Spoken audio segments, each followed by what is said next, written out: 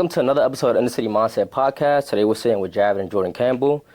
These are two exceptional athletes. One of the most impactful recruits to ever walk through his campus, born and raised in Sunrise, Florida. Here we have Jared Campbell. Jared was an exceptional outfielder. He happened to be the 2025 Mountain East Conference Player of the Year. He led the league in batting average hitting .372 with 14 home runs and 50 RBIs. His remarkable performance also earned him MEC Tournament MVP honors. He had 5 home runs and drove in 13 RBIs over 4 games with 2 Grand Slams during the conference tournament. He also holds the career home run record holder here. He's also the all-time RBI leader here at Point Park University. Jordan is a versatile utility player who showcases power at the plate, speed, and leadership all throughout his collegiate career. He contributed tremendously, and he was a major leader on this team. His dedication and performance earned him a spot on the All-MEC Second Team, and under the mentorship of Coach Lauren Torres, these brothers have exemplified excellence and making them some of the most impactful players to ever come through this program. Gentlemen, let's dive into it. I kind of wanted to talk about your early life in Sunrise, Florida. Can you kind of share about the memories growing up in small town not too far away from Miami? Back when we were little, we played multiple sports.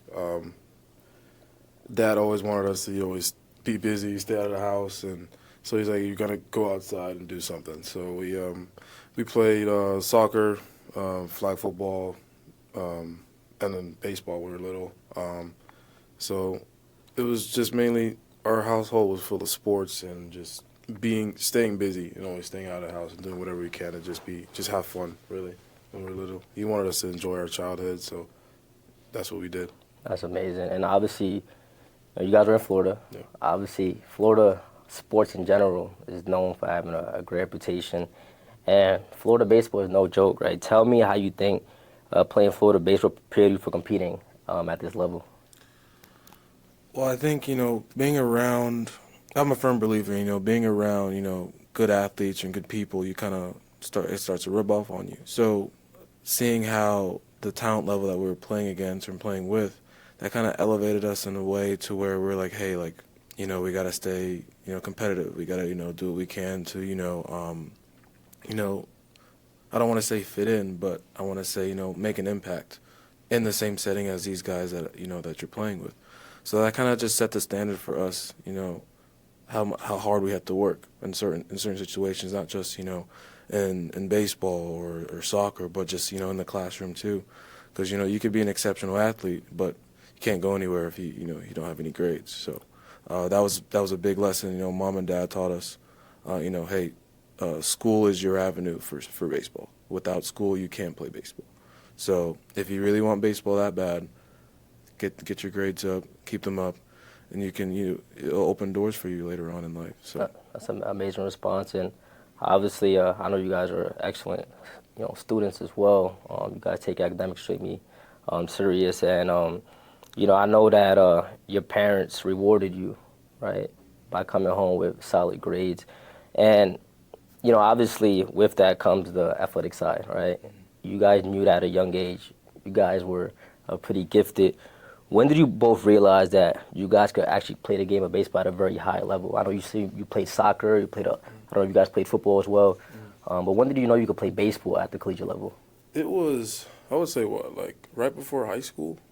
Probably. Yeah, right 7th, 8th grade, our travel ball coach, he was like, hey, you guys could do something. You guys could go play in high school, and I was like, well, what do we do after that? And it's college, you can become a pro. I was like, well, maybe we'll look into something like that. And then we started doing hitting lessons on the side, and then we realized that, we excelled at, the hitting aspect and the baseball side. We're like, maybe we can go somewhere with it. It was, so right before high school, it was, I guess, perfect timing because right before high school is where everything steps up, and, that's where, college recruiter starts looking at you, and I guess right when we got into high school, that's when I think that got really serious for us. And Dad said, well, at the time we were playing soccer in middle school and baseball. So he said, before you go into high school, you guys got to pick one. We got to decide what you're gonna stick with and what you're gonna master, and what you're gonna use as a vehicle to get you into college. So we chose baseball, and ever since it was 7th, 8th grade, we said we got to do it. Right. So. And would you say that there was a specific trainer or a little league coach during those junior high school years that kind of took you guys under your wing? Because at the end of the day, sometimes parents, enroll their kids into sports, but they don't really know what this process looks like. They don't know what the recruiting process looks like. Sometimes they don't know what it means to be a dynamic athlete, what it takes for your body to truly be prepared to play, fall, spring, and summer. Who was one mentor that you were saying in your early years that was really that person for you guys? For sure, my high school coach and my mentor still today, Pat McQuaid. He's like another father figure in my life. We talk to him, if not once a week, every other week.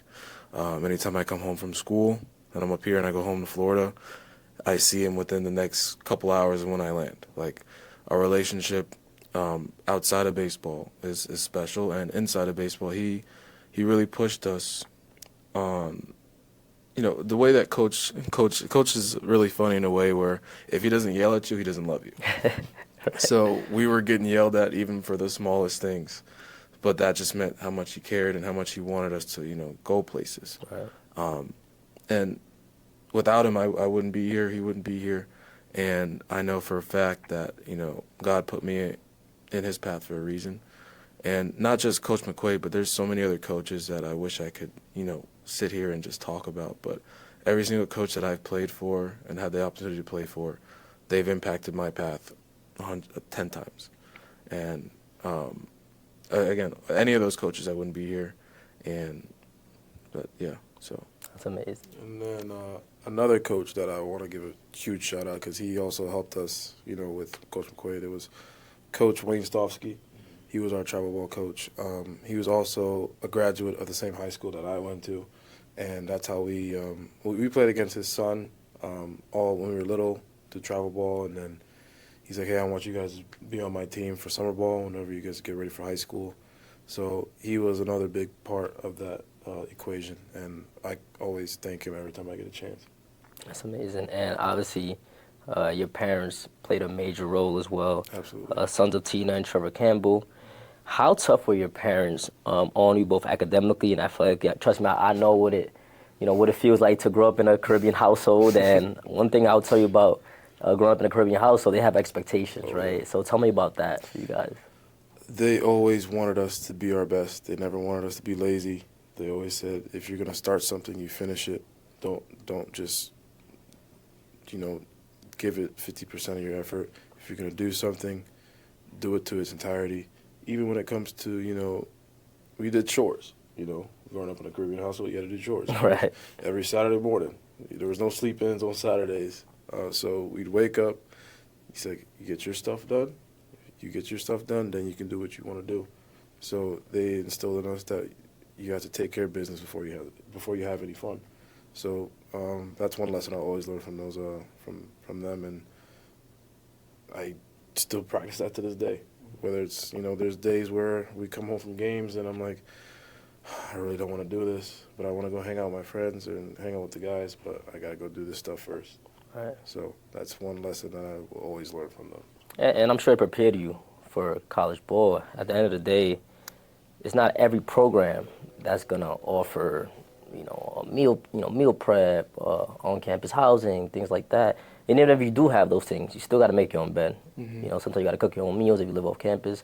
So I'm sure it prepared you to be independent.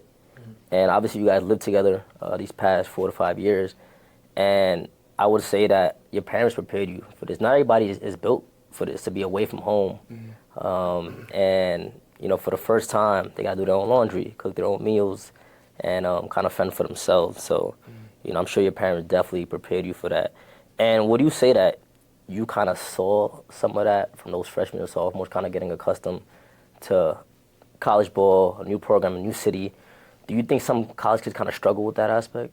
100%, because it's uncomfortable. And a lot of guys, or a lot of people in general, they don't like being uncomfortable.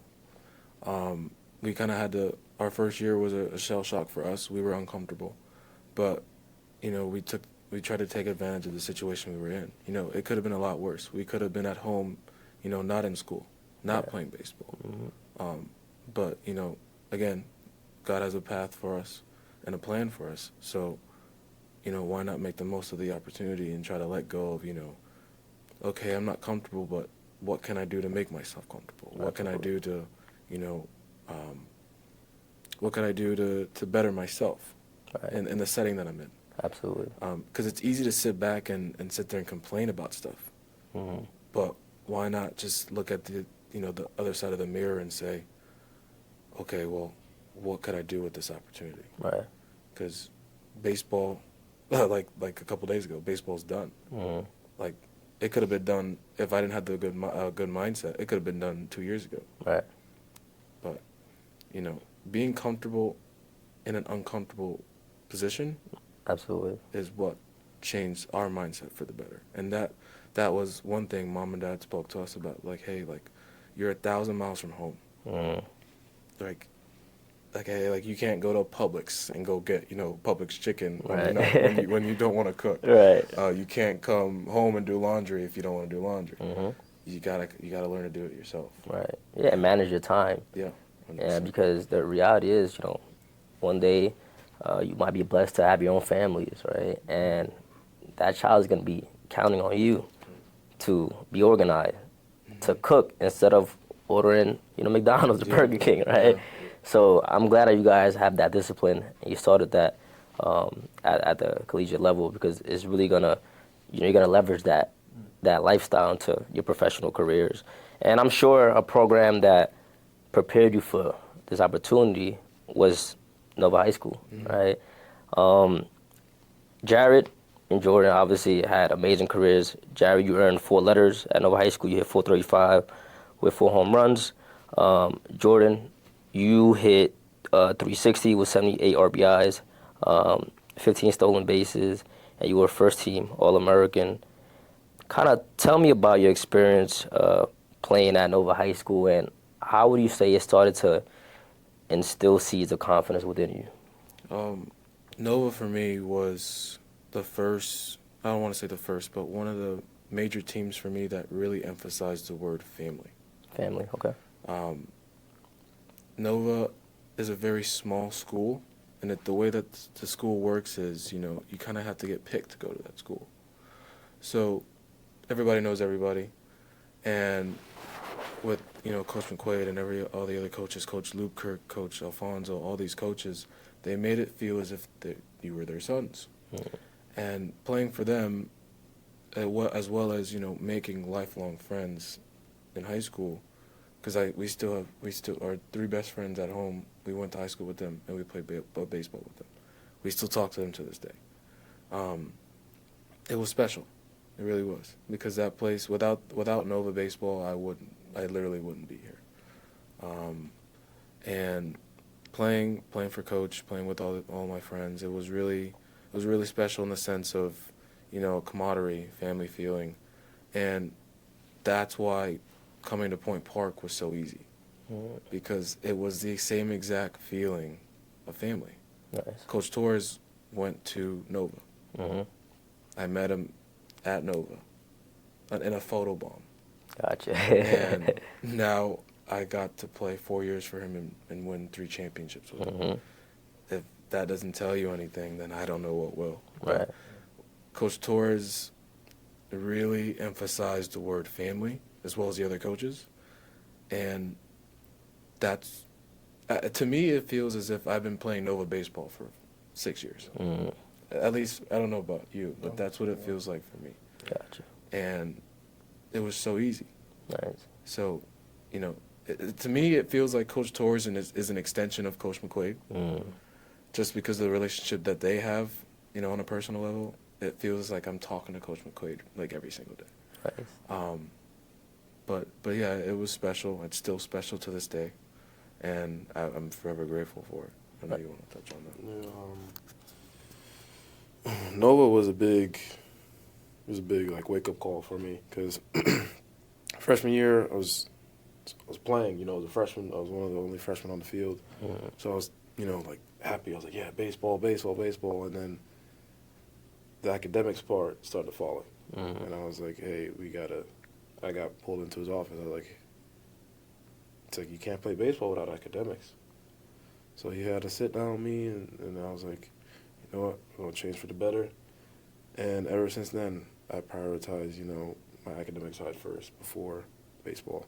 And that's why I'm so thankful for Nova, because if I was maybe at any other school, they'd have been like, oh, your academics is falling, so you're not going to play anymore.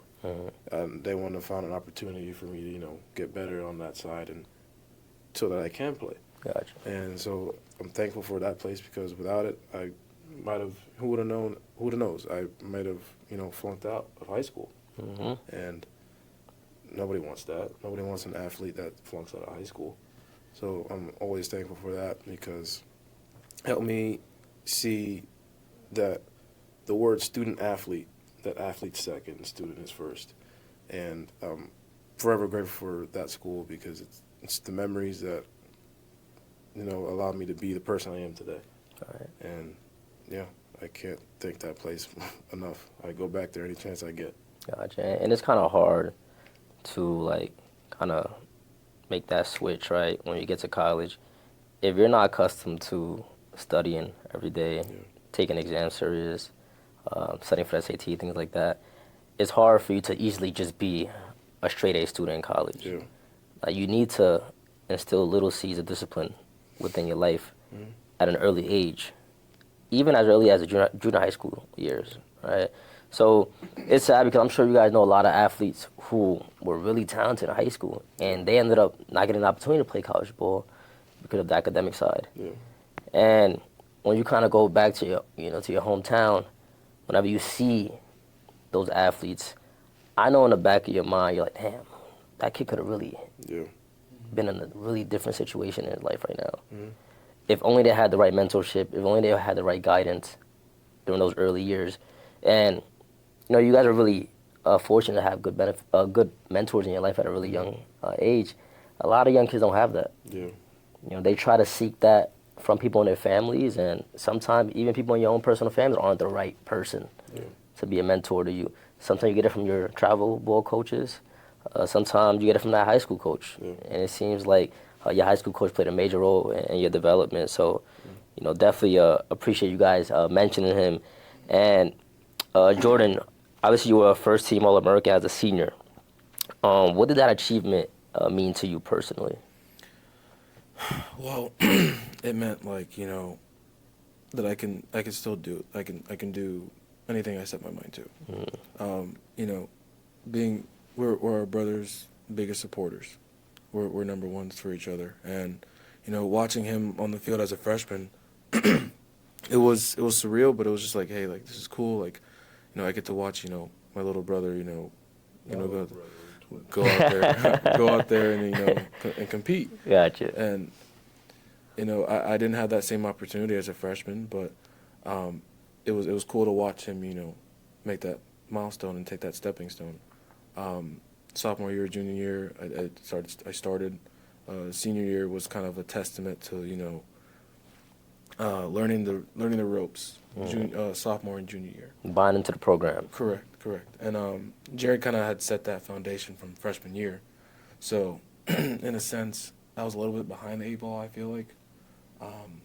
And Jared already had excelled as a freshman. So he had, you know, all the jitters out the way, all the first-timers out the way.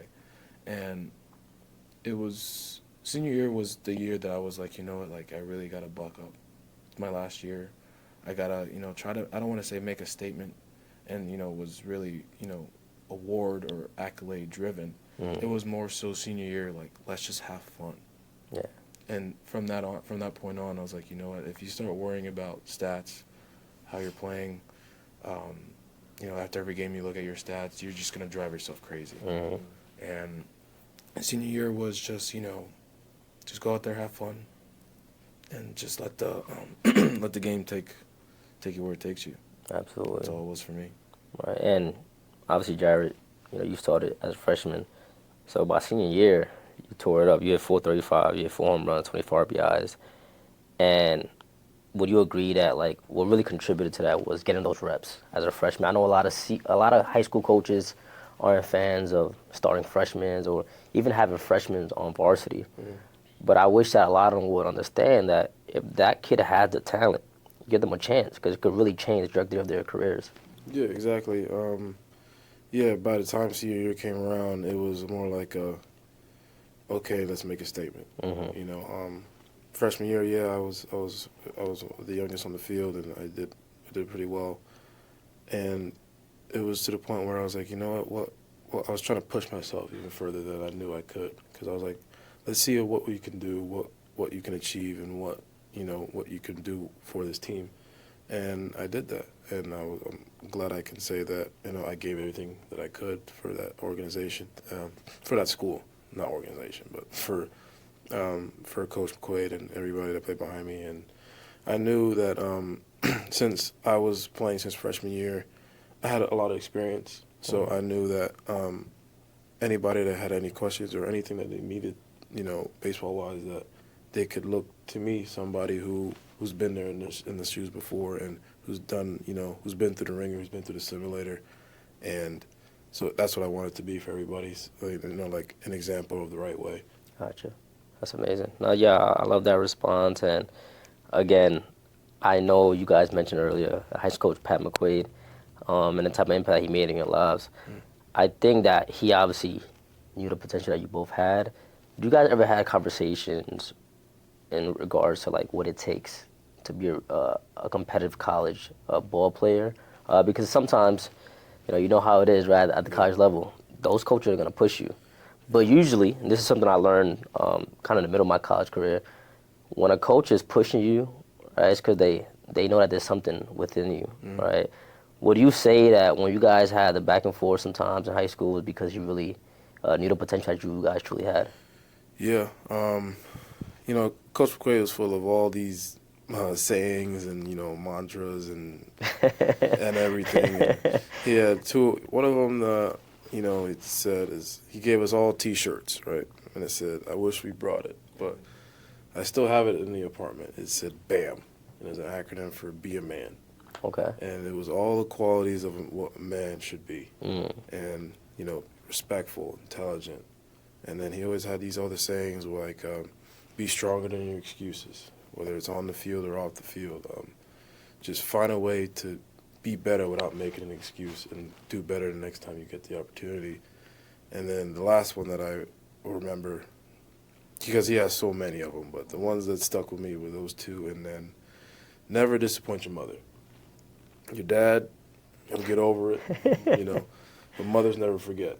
So whenever you do something, think, would mom be disappointed, or would she be upset? Would she not approve of this? So those are I think the three main ones that, I would say made a real big impact on us. But he has like hundreds, so I can't remember all of them. But That's amazing. I mean, I've never met him, but I could tell that obviously he wanted to develop great athletes, but he wanted to develop better human beings, right, and better young men. So definitely, I respect that coaching style. Can you guys recall a remarkable game in high school that you guys had? I'm sure you guys have had many, but I feel like every time you guys stepped on that field, you played for him and your families. I want to say our sophomore year, it was the regional championship game, and we were playing our rival. Everybody in Florida and Broward County knows that anytime Nova plays St. Thomas Aquinas, it's a rivalry game. We woke up, both of us, that day. We couldn't eat. We're sophomores. We're what, 16, 17, not even 16 in high school, playing on a field of only seniors. And we had to try and win a state title. Get to the state championship. So we wake up, we couldn't eat, barely slept, and I probably went to the bathroom maybe about 4 or 5 times throughout the day just to throw up. And then, because the game's at 7 o'clock. We're at school from 8:30. So we're letting that fester the entire day. And then as soon as school's over, you have your pregame stuff. I've never been so nervous to, play a baseball game, ever. We take pregame, nobody's there. Then we go back in the locker room and we get ready to come out. And I promise you, there had to have been at least 1,000 people at this game. Wow. 1,500 people at a high school baseball. Yeah, that's big time. The stands were packed. We had bleachers, like the football stadium right next door. People standing on the bleachers. People like across the street, standing on their cars watching. And we win the game in extra innings. 12 innings in a 7-inning ball game. And that was I could probably tell you the first 3 or 4 innings I blacked out. And then as soon as the 4th inning came around, I was like, okay, all right, now let's try and get the job done. Like, what can we do? We ended up winning the game, and that team was the last team to go to the Final Four in Florida. And that night, I mean, anytime we go back home, we always talk about it with our guys. Like, hey, like we beat St. Thomas to go to in a rival game to go to the Final Four. Like, it doesn't get much better than that. And not just guys on our team, but we made friendships with guys on our rival. We made really close friends with guys on the other side, and that's the beauty of baseball. Like, you meet friends and you make friendships, just through baseball and just by crossing paths with good people. Right. Even though they may be on the other side, but it doesn't really matter that way. And to add to that, or one of my best friends who was on the other side, he actually get a shout out to Mr. K. Fergus. We grew up with him, and he actually is playing with the Philadelphia Phillies now. Nice. In the minor league system. I actually made an error, and this is a testament to how much of an impact Coach McQuaid made on my life. He hit a double off the wall, and I was so nervous and amped up that I bobbled it, and Cade got to third. It was on a routine double, it was supposed to be he got a triple. So I come in the dugout, before we come off the field, before we go in the dugout, we always have a team meeting, or like just with the guys on the field. And he looked at me and he scolded me in front of everybody. Obviously, I made a mistake. But then when everybody went in the dugout, he pulled me aside and grabbed me by the brim of my hat and bent it so I could only look at him and nothing to the side. He said, don't let the game be bigger than you. It's okay. Take a deep breath and just go play baseball. I was leading off that next inning, and I hit a home run to tie the game up. So every time I get nervous or something going on with the game, I take a deep breath and I think about what he said to me during that game. That game wasn't big because we won. It was big because I also learned a lesson from him as well. Wow. That's crazy how, like, one moment, and this happened probably, 6, 7, 8 years ago. 2017, So it's like, it's crazy how somebody could, make a statement or just take time out of, their day, right, to share a moment with you, and you can still remember that, and you can still apply that into your personal life. So, I'm sure that when you're in the outfield, right, and you feel the jitters, I'm sure that you probably turn your brim a little bit, and I've noticed that. Yeah. I didn't think anything of it, but now I kind of understand why you did it so much, right? So, I really appreciate you for sharing that. And now I kind of want to transition to the colleges, right? Obviously, you guys committed to Florida Southwestern State College after the high school. I wanted to talk about, what kind of led to taking the junior college route and what the recruiting process was like for the both of you.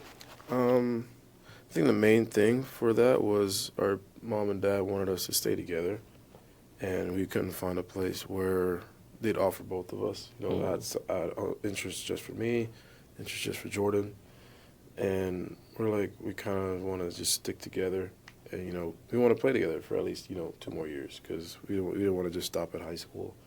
So I mean, that place was a big change from high school. So being able to be there, going going through it together, it was something that, my mom and dad were, they were relieved about, that we weren't alone trying to go through stuff like this. So I think that was like one of the main things.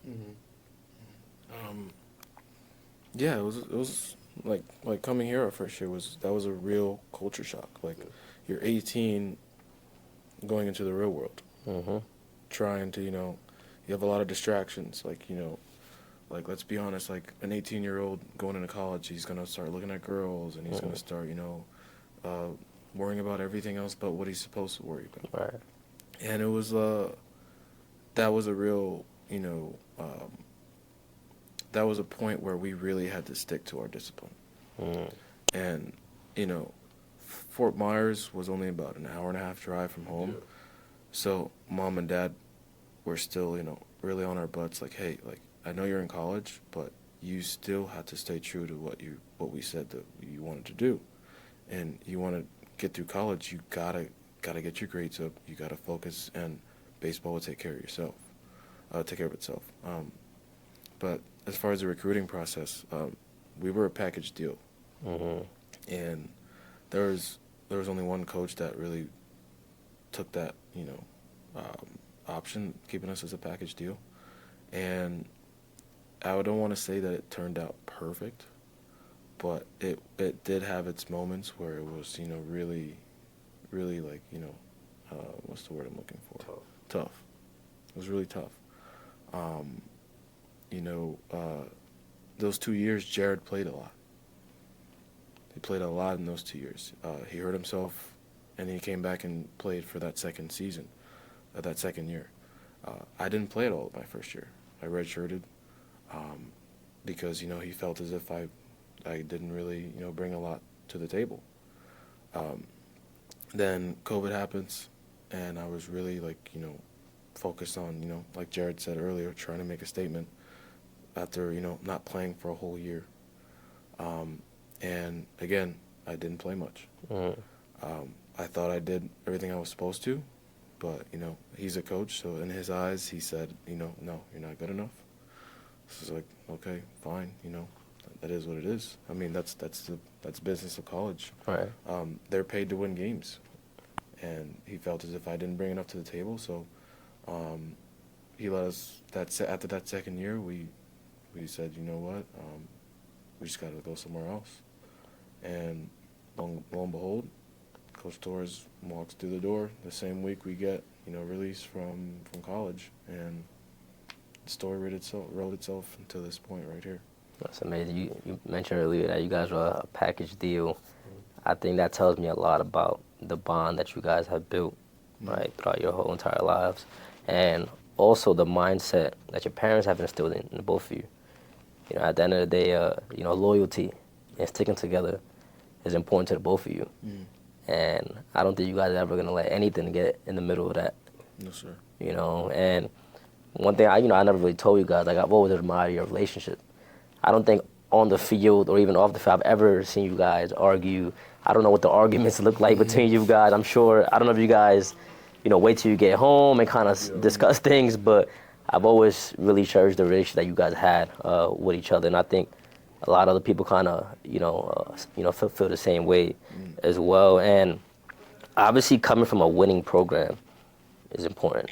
Right? You guys are at a winning program at the JUCO level, and that impacts your confidence, right? When it comes to transferring to another program, how would you say that confidence, what type of role did that play into finding a 4-year school? Obviously, you guys want to be a part of a winning program. I think that coming from that was, we both came into this like, hey, we had the same mindset as we know what it takes to win, but is everybody else going to have that same mindset? And that's where, the line of cockiness and confidence kind of gets blurred a little bit. Yeah.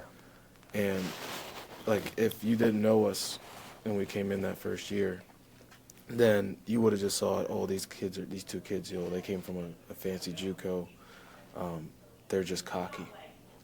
But in the opposite, it was just real confidence. Like, I know what it takes to win.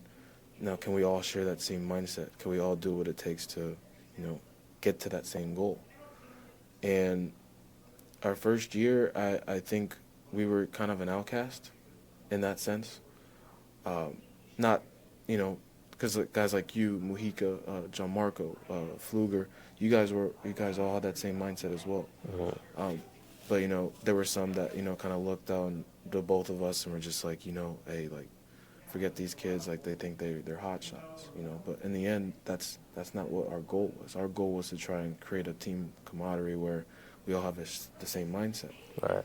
And we did not want to look like cocky kids because it just looks bad as a whole, And one thing that we did take from the time that we did play together was that not everybody's gonna think the same. So the best teams are made up of different minds. Yeah. So having a team that like you're a hard worker, or like a Mujica who's like a wall. He's smart. He's a good person. Like having that balance of plus minus, it kind of works out in a good sense. No, for sure. I think before the interview, we kind of mentioned, we kind of spoke about the first time you guys stepped on campus. I remember seeing you on a visit with your dad, and I felt that presence from the moment you guys both walked on campus. And, it's sad that some people might look at that at the time, like, oh, like, these guys are walking in here, with a lot of confidence, right? Like, this is obviously a talented program. But I'm glad you guys walked with that chip on your shoulder. And you guys backed it up, right? And not only that, you guys were excellent teammates, great human beings. So when I try to empower inner city youth and inner city talent, I really want them to walk with that chip on their shoulder. I want them to embrace where they came from. And not only did you guys come from a great household, you guys came from winning programs. And you wanted to bring that culture over to Point Park. And I'm going to tell you right now, like, that speaks volumes, because look at all the success you guys have had here so far. You guys are probably one of the top recruits that ever come through this program.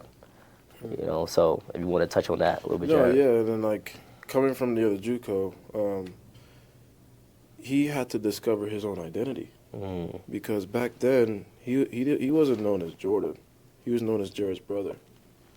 So I think that took a toll on him. He's like, no, I wanted him to have his own name, really. He came in here, and we both came in here, and I was like, in my head, I'm like, something's gonna go off in this kid's head, and he's gonna just light a fire and just lead the way. And I didn't want to get in the way of him doing that. So that's why, we rocked together. I was supporting him, and whatever he wanted to do, I was there backing him up. And we walked in here, and we said, we want to lead this program to the opposite direction in which we left. Touching on the coaching staff over there, it's like, yeah, they were good coaches, but they only saw the baseball side of it, and it's like, why not try to teach guys? I understand, you want to win, but they're teaching guys that's just like life lessons that I don't think any 18-year-old kid should learn. And I think that's why we came in here with a bit of, not cockiness, but confidence, because we're like, we know what not to do on a baseball team and on a baseball field, and we know we can bring that to Point Park. Absolutely. And you're right, like, there are some coaching styles that are going to work for some athletes that won't work for others. Like, for example, like, I personally struggled with being coached hard sometimes. Like, I always felt like I played my best when I played loose. Not playing scared. And not being afraid to make a mistake. But to other athletes, being coached that way really works. So it's special when you have a coaching staff, like here at Point Park, where they find that balance, right? They know which kids to push harder than others. They know how to make sure that they're diversifying their coaching styles. And I think that's really important, because when you are coaching such a diverse team, You have kids that come from all over the country, Yeah. all over the world. Some kids are training for showcases, like especially the international athletes. I think we spoke about this when I interviewed Omar. He was basically telling me that in Venezuela, the way that they train and they practice for the showcases because they wanted to sign as a free agent at 16 years old. In the United States, you know, we're playing more in game games, right? A lot, I would say that we're making sure that we're playing as a team. And a lot of these coaches don't want to showcase players, right? That's actually praised on the international side, right? So it's a different coaching style, you know? And it takes time for some of these athletes to adapt to a program like this. And talking about adapting, how would you say you adapted from junior college baseball to university level for your program? Junior college, every player is a dog. Everybody is there for themselves. They're there to better themselves, and they want to succeed by themselves. Here at a 4-year, a complete turnaround. You know, we walk on campus our first day of practice. We see how here, you know, family feel. Everybody's pushing one another. Hey, let's go. The energy's up, high tempo. Back at the junior college, it was, you messed up, you didn't do something right, and you went home. They sent you home. You didn't get it. You missed out on the opportunity to get yourself better that day. So here, yeah, we didn't like it because nobody wanted to run, but if somebody messes up here, everybody is involved. You know, it's a guilty by association, as Coach Torres always says. And it held everybody accountable for the person next to them. And that, I would say, is the biggest difference. It was, you didn't get the opportunity to get better that day, I don't care. See you tomorrow. You better make up for it. Here it's, you messed up, we're all going to run for it. We're all going to realize what you did. Everybody's going to see what you did. And what can we do to not make that mistake again? Absolutely. Something like, and stuff along those lines like that. And I would say, too, like in JUCO ball, there's a different mindset because you see a lot of selfishness because a lot of those athletes are trying to sign professionally out of junior college. So the way that they're playing the games is like, I'm just focusing on my stats. I'm only here for a year or two, and I'm never going to see you guys again. Exactly. So you don't feel that sense of you know, a family, right? But obviously every junior college is different. Every program is different. But now, I'm glad that you mentioned that because a lot of high school athletes need to prepare themselves for that. Because now with the new NCAA rules, kids can go to junior college route and they still get 4 years eligibility. And so it probably makes sense for a lot of high school athletes to go to a junior college unless they're a top prospect and they know they're going to get playing time at a 4-year school right away. But they need to prepare themselves for potentially being in a bad situation those first 2 years.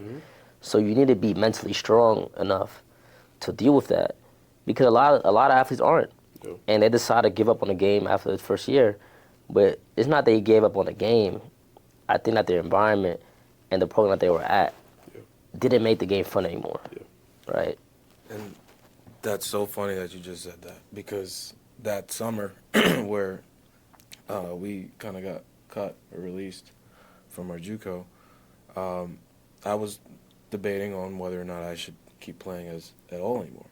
Not just because I didn't, have confidence in myself, but just in the sense of, like, I don't want to anymore.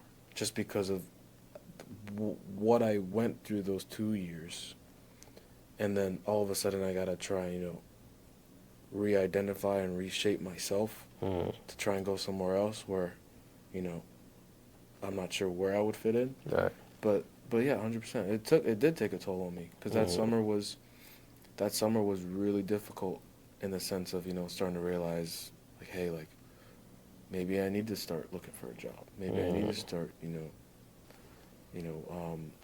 going to, working at McDonald's. Because I worked at McDonald's for a couple of days trying to get my life together, because I thought baseball was over for me.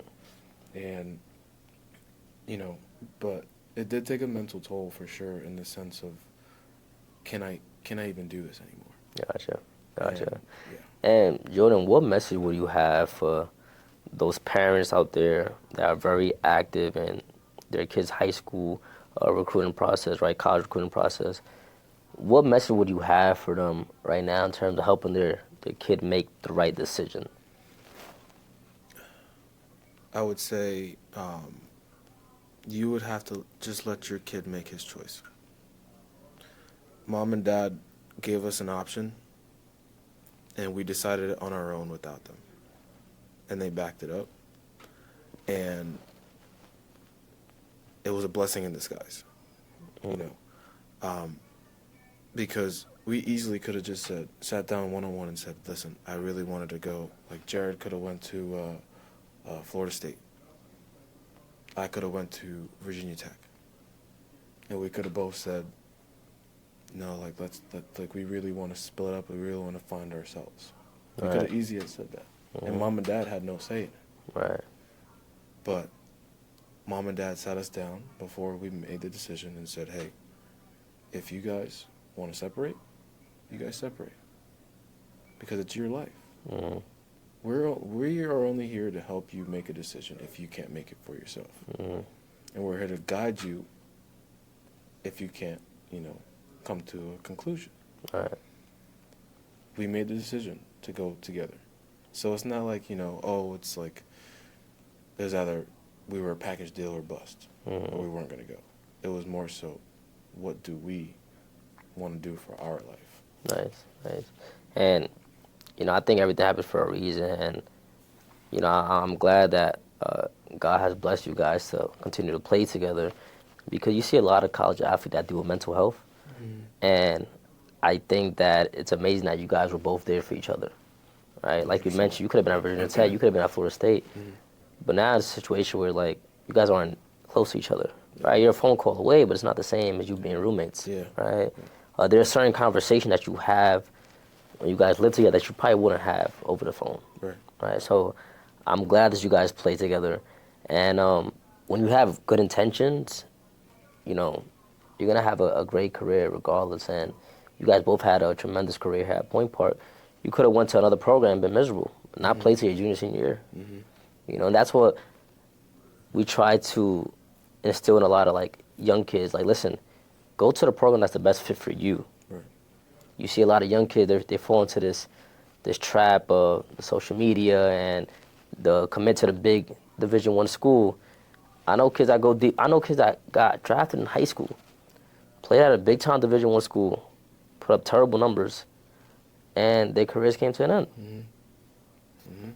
There was so when we committed to a junior college, there was a lot of teammates and a lot of people that we know that were like, "Oh, you're going to JUCO? Why are you going to a junior college? I'm going to." I'm like, "Well, that's good for you. Yeah. Good. I'm happy for you. I'm going to junior college because that's what's best for me." They all went off to D1 schools, and they saw that they weren't playing. Mm-hmm. And guess where they ended up? Junior college. Mm-hmm. They went to junior college, and now they're not playing anymore. Exactly. I'm still playing. You're still playing, and MEC Player of the Year. You guys are ranked number 21 in Division II NCAA. Yep. It's like, listen, when you make decisions with good intentions, instead of letting your ego make the decision for you, good things happen.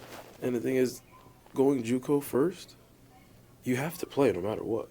You're there for 2 years. You have to play. It's just guaranteed. Mm-hmm. You're going to get the experience. You're going to get the exposure. You go to a Division I school, you got to sit behind these top-ranked high school, top-ranked players that are getting drafted. You think you're going to play over a guy that's going to get drafted? Right. No. Why not start slow and work your way up? Mm-hmm. I understand, if you go to a Division I school and you get that offer and they're going to play you, go for it. Right. But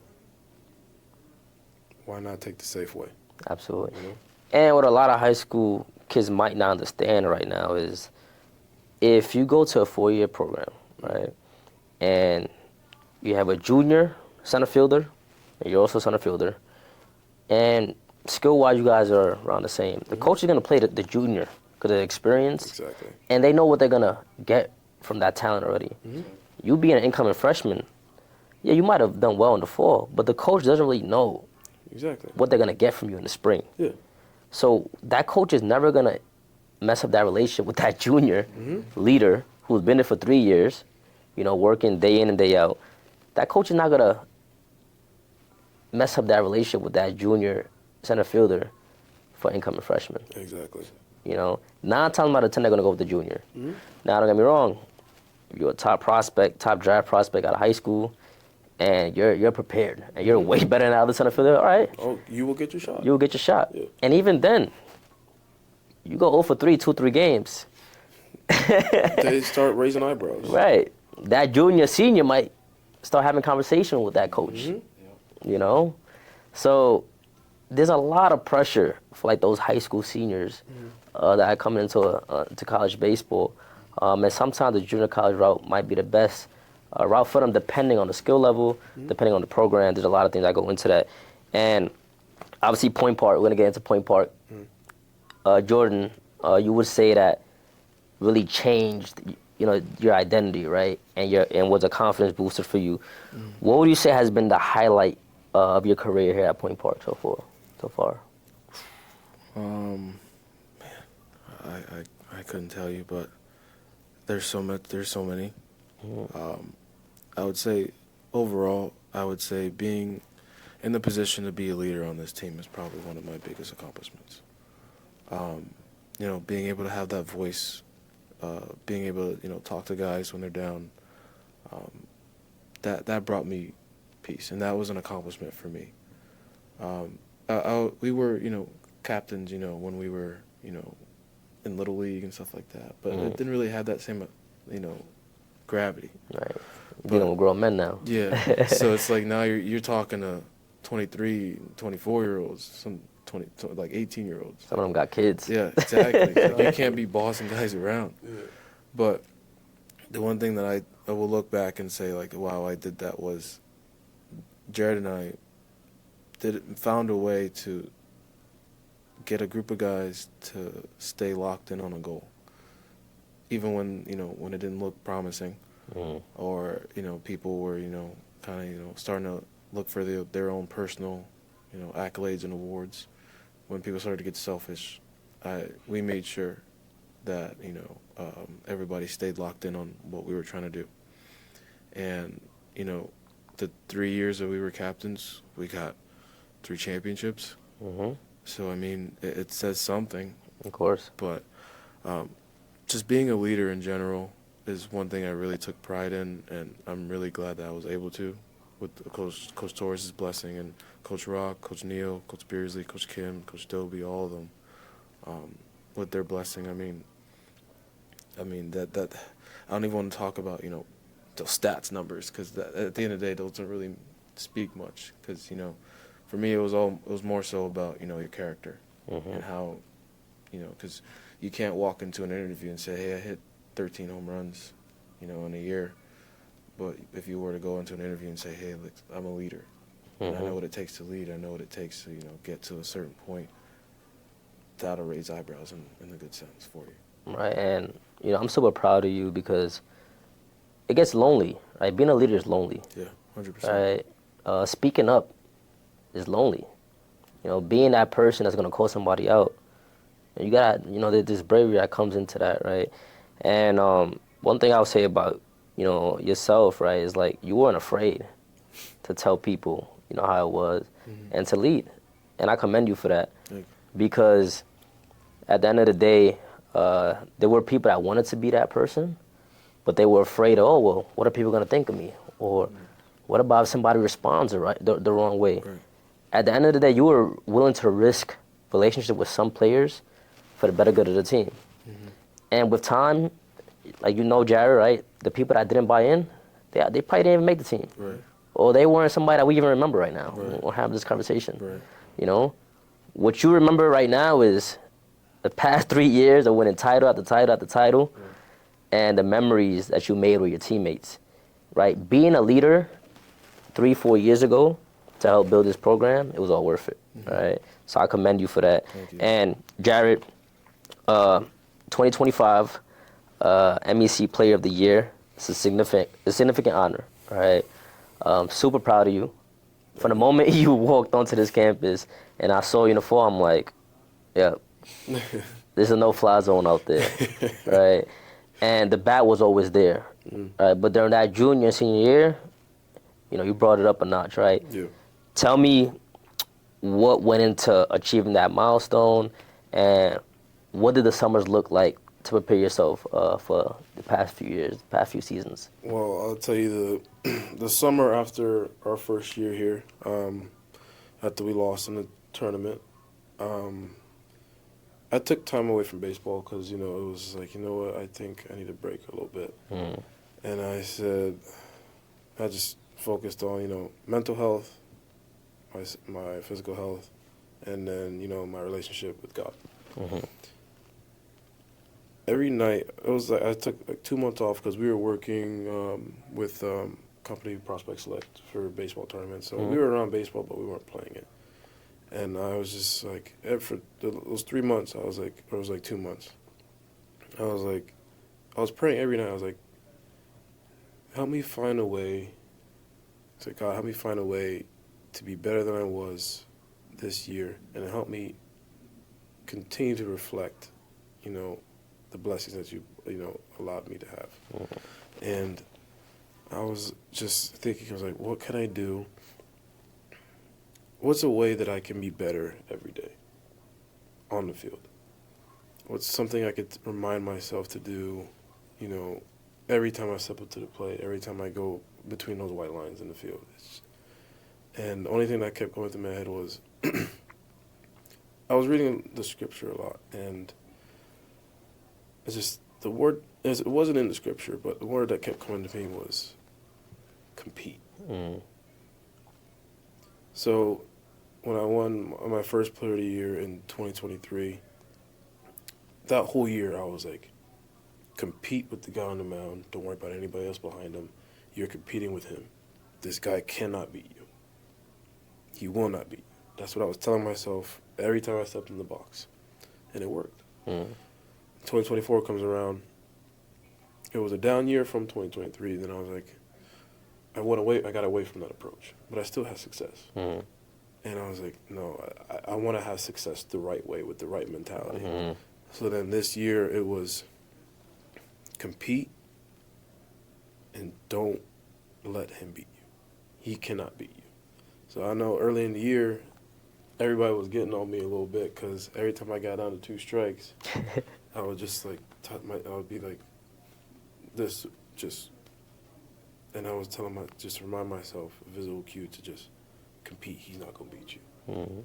So that whole year, it stuck with me, and I saw a lot of success with it, and I'm just thankful for that, because without it, I don't know what would have happened this year. Nice. So That's amazing. I'm glad you mentioned that, because a lot of young guys could possibly use that same mindset to help them with personal struggle that they might be having, or to take their game to the next level, right? And I wanted to touch on the passion that you guys play with. Obviously, you guys play with a lot of passion, and sometimes that might rub people the wrong way, kind of like what we mentioned earlier. How do you guys deal with the message that you have, to people in terms of, like, for example, like some of the celebrations, the passion that you guys play with? What type of message do you have for those people that don't appreciate that aspect of the game of baseball? what I got to say is, it's just us having fun. That's just how we were taught. Yeah. That's how we play the game. We're not trying to be disrespectful in any way. Right. It's just, we play the hardest sport in the world. One of the hardest sports in the world. And when you're successful in doing that, it's You want to almost celebrate it. Yeah, it's like a testament to all the hard work that you've put in. And, some things cross the line, like bat flips and whatever. Well, that's a different conversation. But when you work hard at something and you grind it out for hours and months and years, and you finally find success into it, there's no better feeling, you know. And yeah, sometimes our passion looks like it's, you know, a bit overboard, but that's just what we do. Absolutely. It's not. We're not trying to disrespect anybody, or it's just that's just who we are. And to kind of touch on that, for me, my passion comes from proving people wrong. Mm-hmm. I can give you two instances right now. The first one is JUCO, where my second year there, I started like the first 4 games, and then I would play every now and then, and after that, I didn't see the field for a month. Mm-hmm. A month straight. We played about 30 games between that, didn't see the field. I go to his office, like, hey, like, what's going on? Like, I haven't played. But in the back of my head, I'm like, hey, we're winning games. Mm-hmm. But, like, I still want to feel like I'm valuable. Right. I go to his office, he goes, hey, we're going to get you in there. It's like, okay.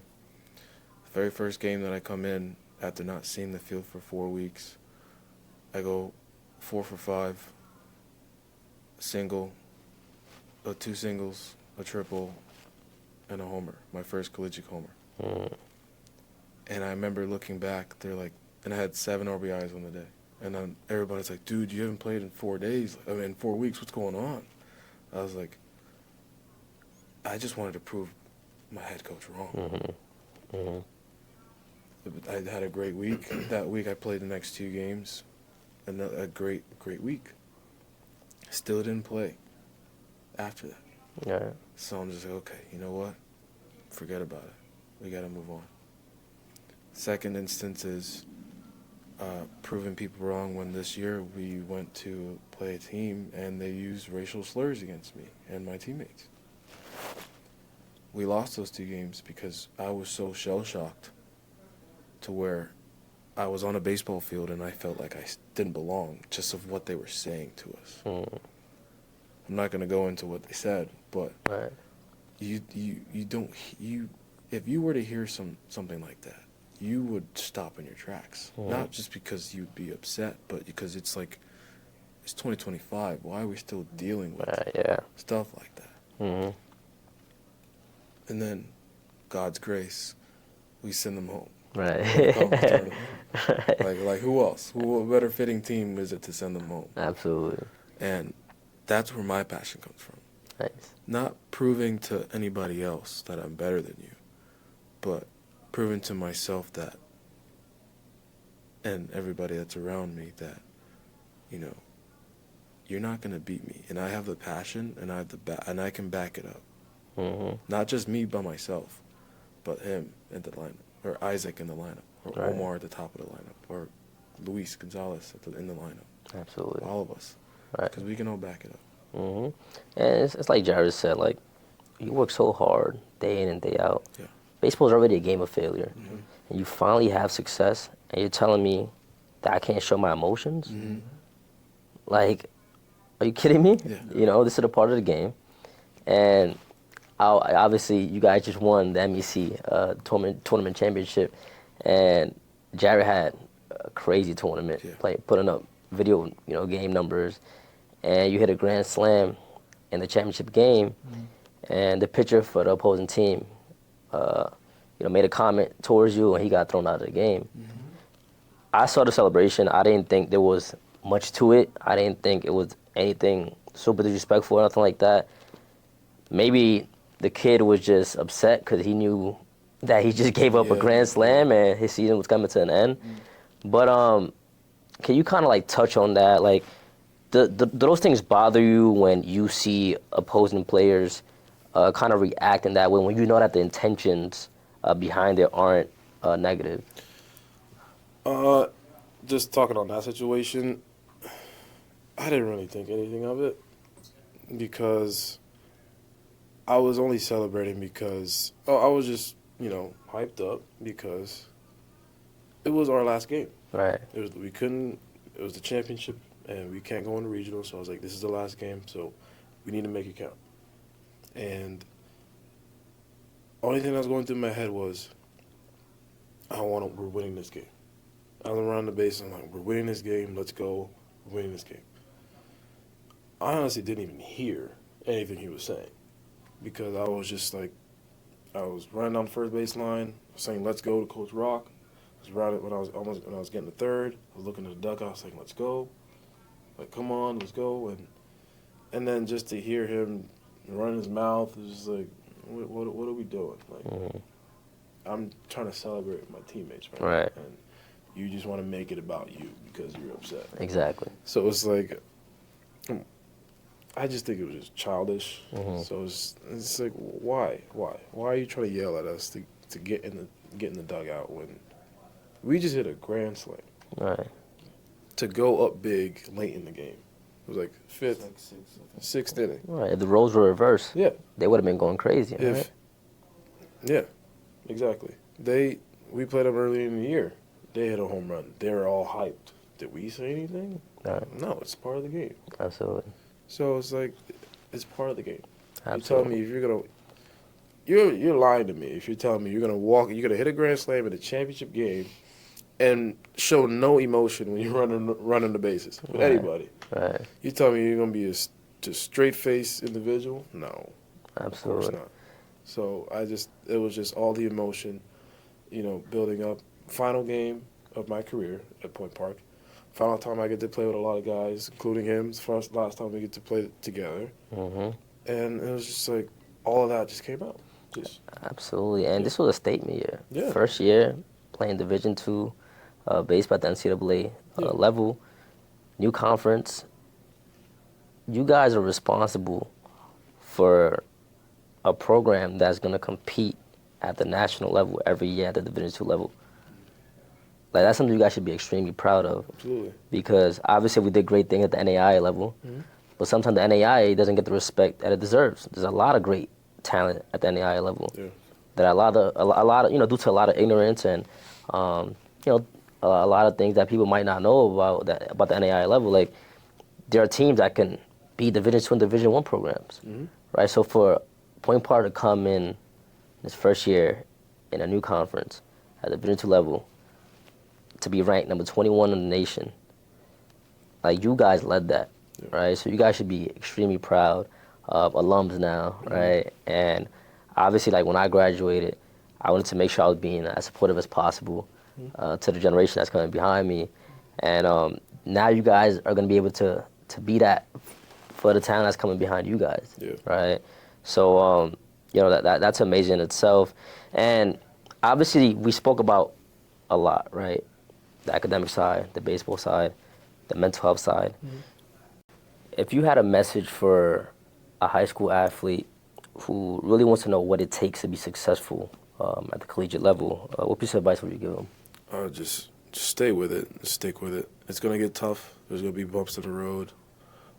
Just keep challenging yourself and pushing yourself, because at the end of the day, it'll be rewarding to know that you kept going and you stuck with it and you find success.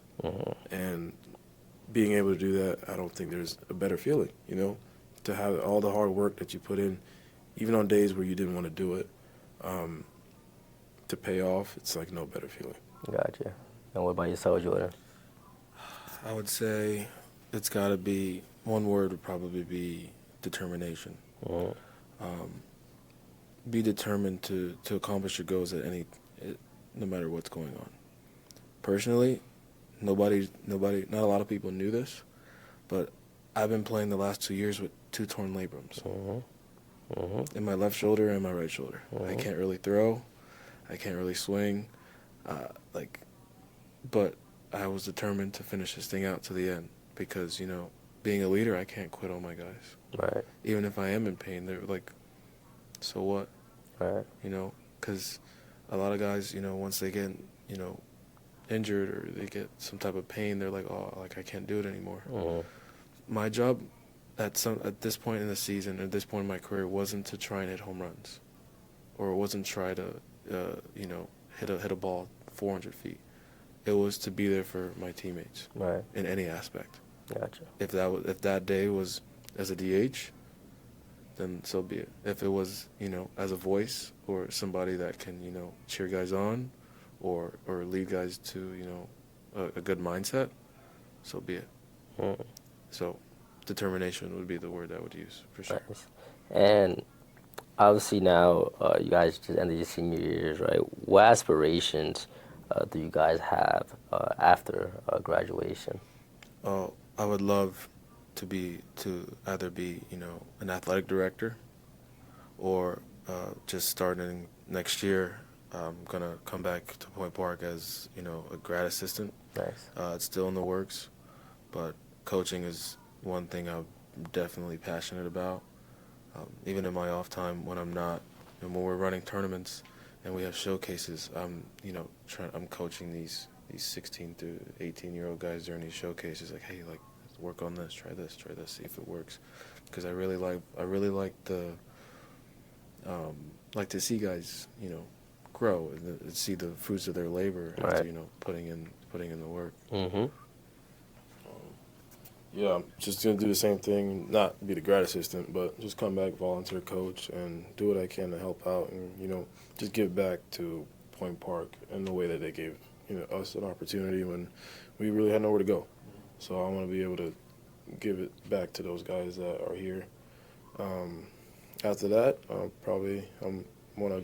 the plan was to go to the fire academy, become a firefighter back home.